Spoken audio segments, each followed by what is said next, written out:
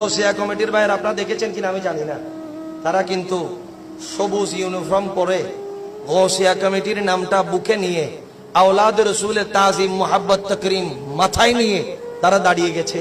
আলহামদুলিল্লাহ, আমরা করোনায় ছিলাম, বিএমডিফুতে ছিলাম, সময়ে সময়ে ছিলাম, আজকে মাইলস্টোন কলেজের এখানেও আছি, কিয়ামত পর্যন্ত এই খেদমত জারি থাকবে। আলহামদুলিল্লাহ, গোসিয়া কমিটি এলাকা আছে না নাই? গোসিয়া কমিটি বড় আঞ্জাম দিচ্ছেন আলহামদুলিল্লাহ। করোনায় যখন কেউ লাশ ধরে নাই,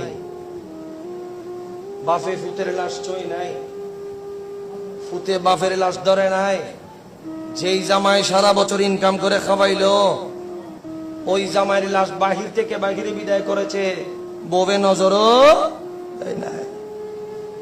তো এতগুলা লাশ যখন বলা হলো পুড়ে ফেলো পুড়ে ফেলো, গোসিয়া কমিটি দাঁড়িয়ে গেল, পীরে বাঙ্গালের গোলামরা দাঁড়িয়ে গেল, বলে খবরদার, বাংলার জমিনে একজন গোসিয়া কমিটির গোলাম থাকা পর্যন্ত একটা লাশ আমরা দাফন হওয়া ছাড়া ছাই করতে দেব না, দেব না, দেব না। করোনা তো চলে গেল, গোসিয়া কমিটির কাজ কি বন্ধ হয়ে গেল নাকি? বলে না না, করোনা এসে গোসিয়া কমিটিকে বরং আরো উজালা করে দিয়েছে।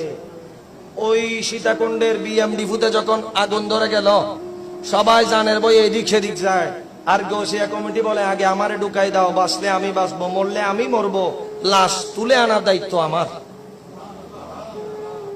ঢাকার মাইলস্টোন কলেজ উত্তরার মঙ্গলবারের ঘটনা, বিমান দুর্ঘটনা হলো, ফায়ার ফাইটারেরা সারেন্ডার আমরা পারবো না, আমাদের অনেক মানুষ হতাহত হয়েছে। গোসিয়া কমিটির ভাইয়ের আপনারা দেখেছেন কিনা আমি জানি না, তারা কিন্তু সবুজ ইউনিফর্ম পরে গোসিয়া কমিটির নামটা বুকে নিয়ে আওলাদ রসুলের তাজিম মোহাব্বত তকরিম মাথায় নিয়ে তারা দাঁড়িয়ে গেছে। আলহামদুলিল্লাহ, আমরা করোনায় ছিলাম, বিএমডিফুতে ছিলাম, সময়ে সময়ে ছিলাম, আজকে মাইলস্টোন কলেজের এখানেও আছি, কিয়ামত পর্যন্ত এই খেদমত জারি থাকবে।